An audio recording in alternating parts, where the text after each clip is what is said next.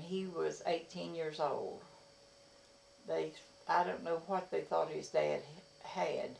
Cancer, wasn't it? But anyway, when he died, they found out that he had either cancer or his he had his what's called an inside had ruptured.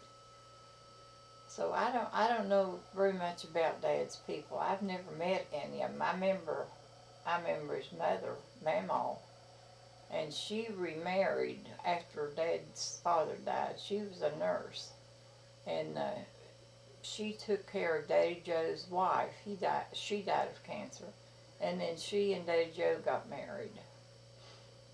And I remember going over there and staying. They were living over here on Buffalo Creek over here in Chesapeake at that time. And Dad was working in Cincinnati, and me and Mother came down there and spent the whole summer with Mama and Daddy Joe.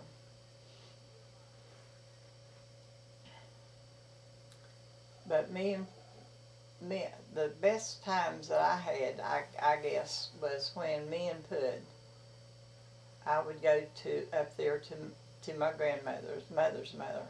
They lived at Blair. They didn't have electricity. They had the old oil lamps, and I didn't stay very much in the fall. Sometimes I'd go home with Pud on the bus. Tell us who Pud is. Who's Pud? Pud is Mother's baby sister. She lives in. She's your aunt, wasn't She's she? my aunt. Yeah, but she was your age, right? She was no. She's Vincent's age. She's 88 now. She was 3 years older than me. They all had to sleep in one bed up there. Pud always stayed at the bottom, and she said there them big feet was. So she said there your big feet was always in my face. Well, tell me what you and Pud used to do out in the fields. Oh my goodness, we used to have the best time. Pop had bee gums, bees, and they had a great big apple orchard, and they had when they would cut their corn, they would make fodder shocks. Now I can't explain. Fodder shock is just a great big lot of corn tied together at the top, and then me and Pud would crawl in there, and we'd spread it out, the bottom out enough, and we'd go to the riverbank, and we'd get rocks, and we'd make beds, and we'd take our dolls out there, and we'd go up in. We'd have to go swipe some lard from her mother. We'd sneak in the pantry and get us about half a cup of lard. And then we'd go out in the chicken lot and pick up old apples, them old dirty apples. But we'd take can lids and use them for pie pans to fry them apples in. And I guess we ate the apples. But Pud, of a nighttime now, you didn't have anything to do up there at the nighttime except visit your neighbors. So Mom Burgess, she would go down and visit the neighbors down below her. And Pud would catch Mom gone, and she would blow out the candles and leave me in the dark in a house. And of course, I didn't know how to light nothing, so she'd scare me to death.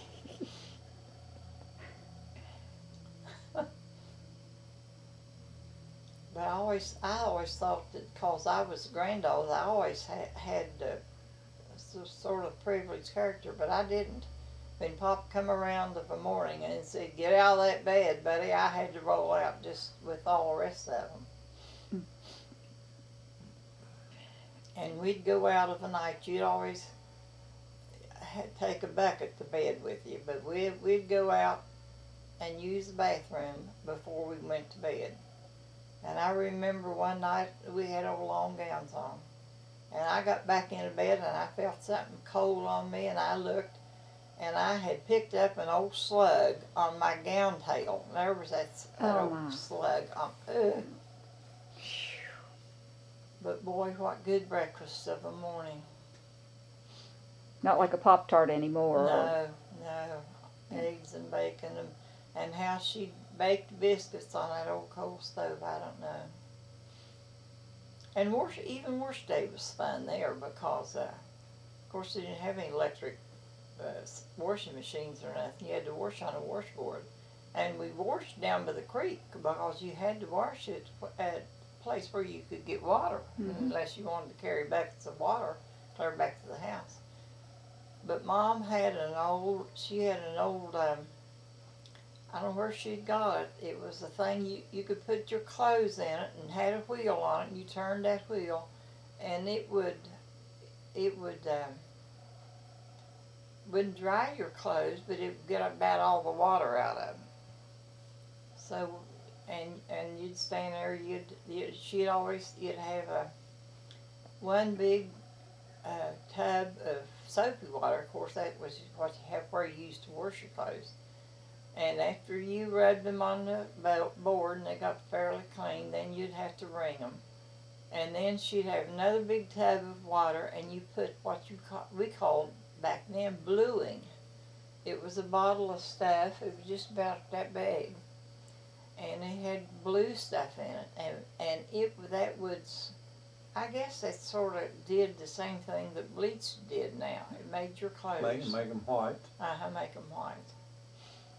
And we had broomsticks, and we'd stand there and push the clothes down,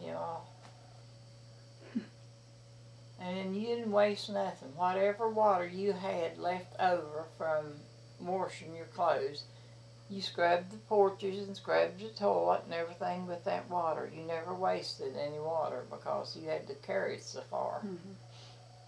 And Minput had a swimming hole up above Mom's house there. Whew. And one time we decided that we was going to write our initials on our arms with poison ivy. And I was in bed for about a week with poison ivy. Did your arm say Betty? It said BJC, so what? Oh, goodness. But I love school. I just can't understand kids that don't want to go to school now. School, I loved it. Of course, school wasn't hard for me. I got just B's and C's, except in Latin, and I flunked Latin. But I love school, and I loved the kids I went to school with. They were all good kids. And even when we were juniors and seniors, I can't remember any girl at our high school that ever got pregnant while I was going there. The boys, the only thing the boys did, they drank quite a bit, some of them. But we had every nationality you can think of. We had a Hungarian, Russian, Polacks, yeah. Italians. Yeah, see, I don't know whether we had any Italian. I think Jimmy Burgess might have been Italian. They'd changed their name. But I had a good life. You think now about coal camps and kids being raised in coal camps. I couldn't think of a better life than a kid raised in a coal camp. That's good memories, isn't it, Mom? Yeah. I tell her about when you met me. Well, I want to hear about your childhood first, Daddy. Okay. Okay? When Mommy gets you about... Okay, I think that's about all I can think of What right What'd you now. want her to say about her grandpa? About her grandpa. Was that what you just said a few minutes ago? No? Well, I just think When we went up there, you mean when we were married? yeah, well, he said, well, the first time I ever seen that man, I liked him. About you. Yeah. Well, Yeah, we got married in July, and I had a week or two's vacation. So me and Dad we had gone to Cincinnati and stayed a couple of days. And so we didn't have anywhere to go when I got my vacation, so we just went up to Sharples, and we stayed a couple of nights with some girlfriends that I had. And then we went on up to Blair and stayed one night with my uncle and his wife. And then we had to walk, we didn't have no car, up to my grandpa's. My grandpa lived there, and my grandmother, in the meantime, she died when I was working in Charleston. She died in 1944. And we walked on up to Papa and Frank was living up there in the house by themselves. And we spent 1 or 2 nights up there dead, we did. No, spent the weekend, yeah. Mhm. But we had to ride the bus from Charleston up to Sharpless, where we stayed all night. And then we walked up to Delanitas Yeah, they lived at Blair. Well, we stayed with Edna and Earl first. the first night up there. Daddy, tell me a little bit about your childhood. Well, I was born in Sassafras, Kentucky,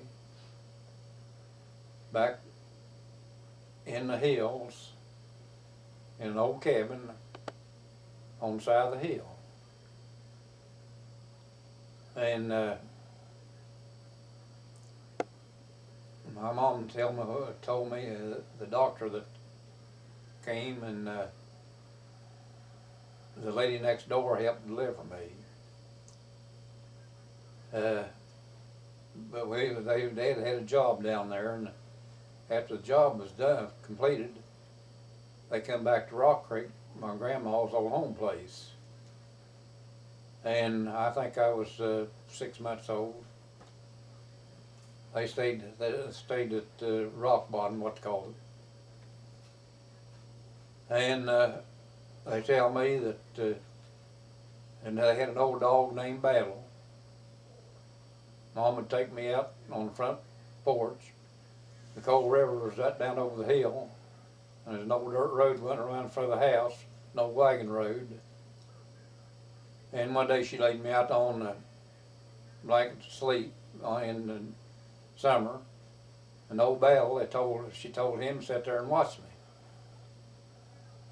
And so I was asleep, and all at once she heard all the noise that old dog was carrying on out there in the snow.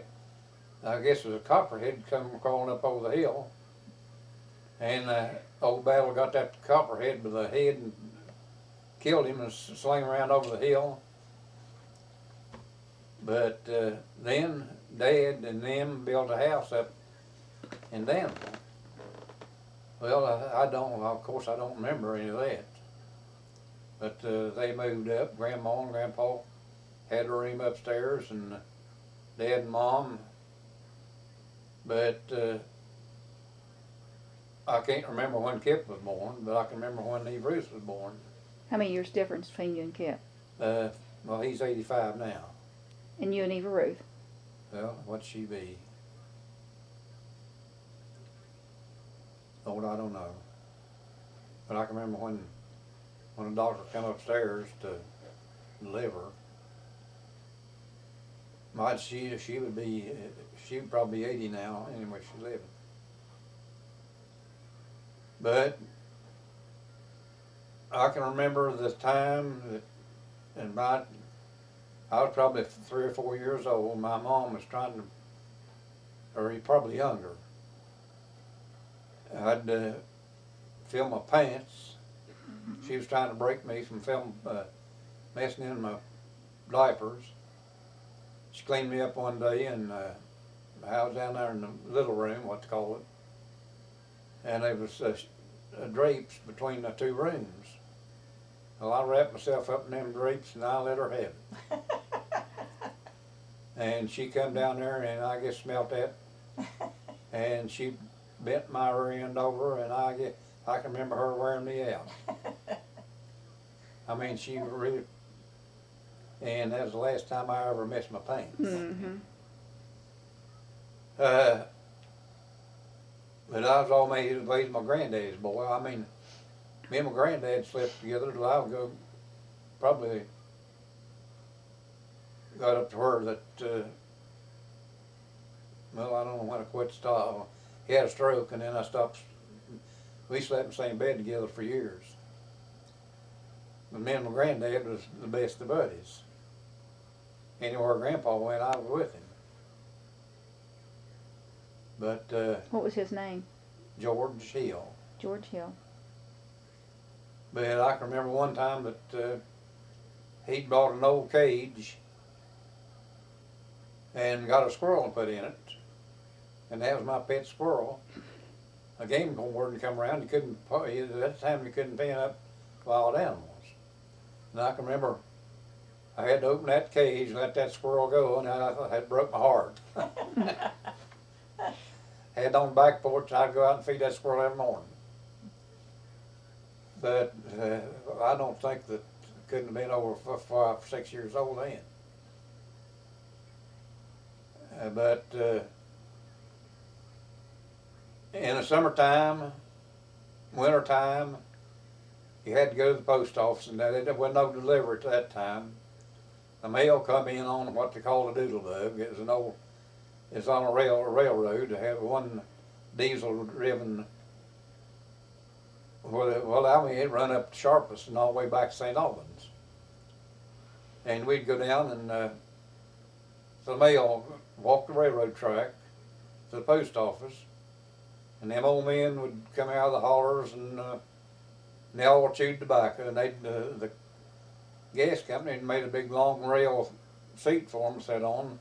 They was swamping the back of it, and I guess that swamp flooded with tobacco juice because they all chewed tobacco, and they'd wait for the train to come in and the mail sort out before they'd pick it up and go back home. And Grandpa's main thing was to get the Cincinnati Post.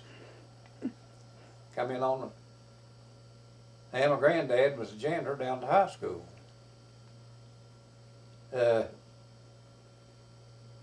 I'd go down every time he went on Saturday night or something like that when the ball game come along. We'd go down and he'd take me down in the cold room. Well, one Christmas, I didn't think I was going to get a watch. And an old Ingersoll, I got an old Ingersoll watch for Christmas, and I thought that was probably a Cadillac.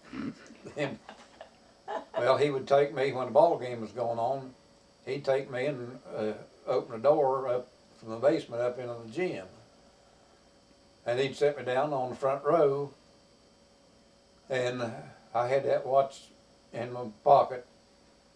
And I'd take that thing out about every 2 seconds, look at it, see, put it back in there, and there was a man behind me. He said, "Boy, that's a fine looking watch, son. What time is it?" I couldn't have told him the time for that. What was your nickname, Daddy? Fuzz. Fuzz. And what was your grandpa's nickname? He was Big Fuzz and I was Little Fuzz. And that stuck with you all these years, Yeah. hasn't it? That's the only thing Mother and I son and know. all of them ever I know. called him. I know. But Tell me a little bit about my grandpa. your Grandpa Fuzz? No, my grandpa, your daddy. Okay. Well, now, my granddad was never home hardly. Where was he from? He's from Biella, Italy. He come over here when he was, well, his dad, 3 brothers, came over here of a contract with C&O Railroad to build bridges. They were all stonemasons. Dad was, I think, what did he tell him? He was 9 years old, 8 or 9 years old when he come over here. Did his mom not come with him? No, I never did see my grandpa and grandma. They were still in Italy. No, well, my grandpa come over here. Right, with your dad who was 9. Yeah, and they had 3 brothers. But Grandma never came. No, she stayed in Italy. Wow. But what they do, they would build bridges for these railroad trestles. And Dad they say, I think they went back, they made their living over here, and then when they saved their money, they went back to Italy. Dad stayed here, he met Mom, stayed here. He was, they stayed here till he was 21, so. But my great grandfather went back to Italy Yeah. with the two brothers. With 3 brothers, yeah. 3 brothers. Yeah. So your dad had 3 brothers. Yeah. Wouldn't you be interested to know where they are? Yeah. Their families. Mhm. So we've got family in Italy we've never met. Yeah. Well, now he had a cousin, his name's Ferrario, he's buried during flu season in 1918. He's buried in Kentucky somewhere. He stayed too. But, So then he met Mama. she lied about her age to get married, according to her birth certificate and their marriage license. I got both of them. She said that she was 21 and she was 19 actually. You had to be 21 before you get married back in them days. Oh. But I can remember the times Dad would have a job and he'd pack us all up. And the men all, he was a contractor on the road to build bridges. Well, he'd have the men under him and they'd build an old 1-room shack. And we had an old oil burning stove, a Aladdin lamp, and that's where we batched in that 1-room house. I mean, Eve Ruth always went with us. Kip stayed back home with Grandma and Grandpa. Because he didn't want to come. Grandma wanted him to stay with her. Because he slept with Grandma and I slept with Grandpa. And I can remember when they was grading the road in front of the always the cabin, them old 1-room shacks was built alongside the road where he didn't get in the car or on one of the tractors and go to the job where the bridge was being built. And Eve Ruth was just a blonde-headed snot. And the men got to picking her up every morning. Mom pack a lunch. And they'd pick her up and take her on a job with them. And she got to where she was cussing like a sailor. How old was she? Well, she couldn't have been about, 4 or 5 years old. Oh my goodness. Well, out about them men that she'd get out, and boy, I mean, she could cuss a sailor out. Wow. And my mom she had to come down on her to find a broker. But I can remember one time Dad was wanting to go over on, let me see, that was up at Estdale. Was going to go over to, I don't know what I was going to do. We had to take a boat across Elk River and go over and I think we was going to a movie. But on the way back home, we got in that boat and he was in front and everybody, me and Eve Ruth's mom was in the back. And he said, "Stop." And there's a big rattlesnake right in the middle of the path. He had to get him a club and kill a rattlesnake before we went by. And another time, I can remember when we was on a job and he had rented a house, and that was up on Paint Creek somewhere.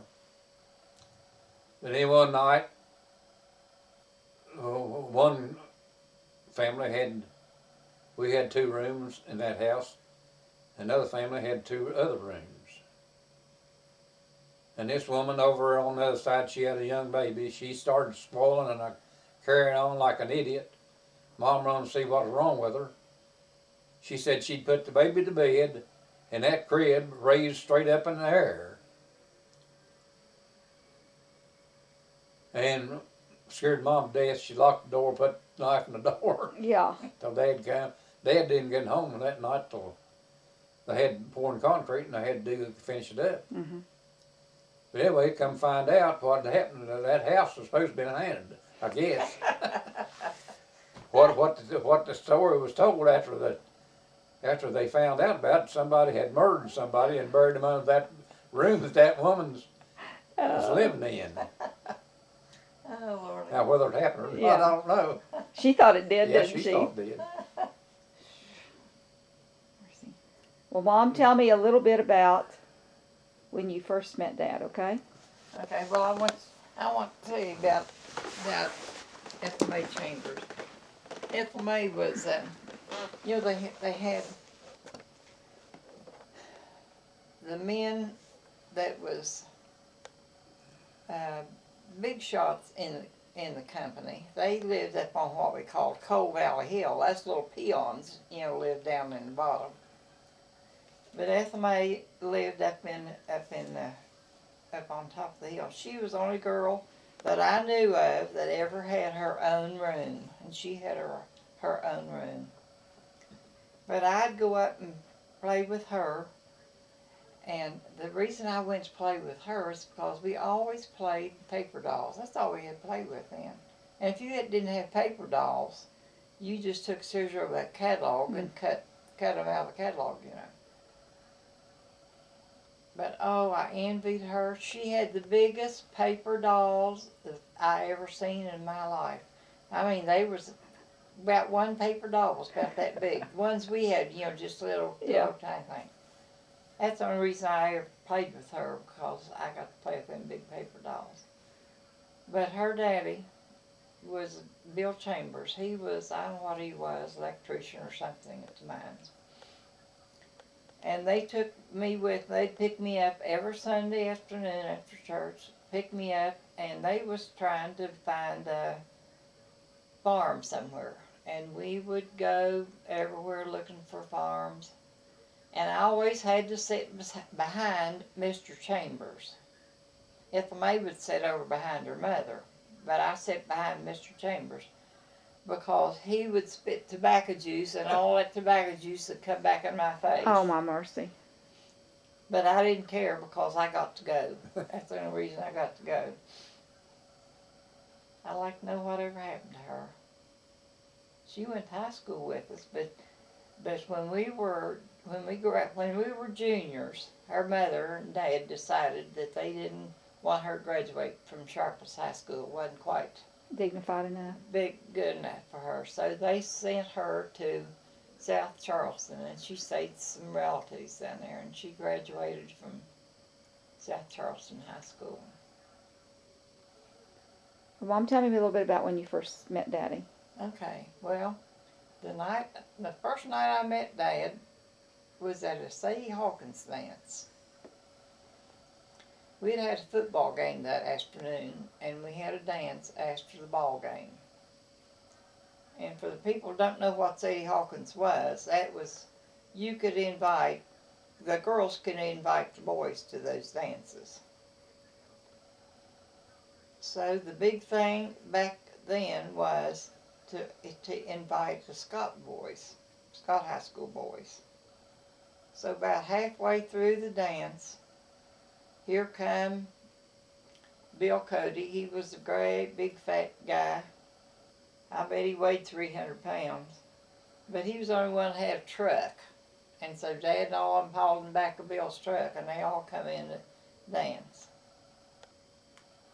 I can right now shut my eyes and see Dad walking in that dance floor. What did he have on? Do you remember? No. What color hair did he have? Oh, well, he had blonde. Blonde hair. Blonde hair, yeah. Was he suave? No, it wasn't Swavey. Was it, Dad? No. But I thought he's the cutest thing I ever saw. And so did another girl up there. Who was that? Claire Fugit. Yeah. I'm glad you beat Clarice Fugit out, because I wouldn't be here if you hadn't. That's right. You'd have probably been, Lord, hard to tell what your last name would have been. Howard Fugit's daughter. Yeah. I don't know. How come? Did we start writing to each other that night, or what? How did we start writing to each other? They started in high school. Opal Elkins was a mail carrier. See, Clothier was right on the border of Logan County here and Boone County here. And so if you lived on this side of the railroad tracks, you went to Scott. Sharples High School. If you lived over here where Opal Elkins and them lived, you went to Scott.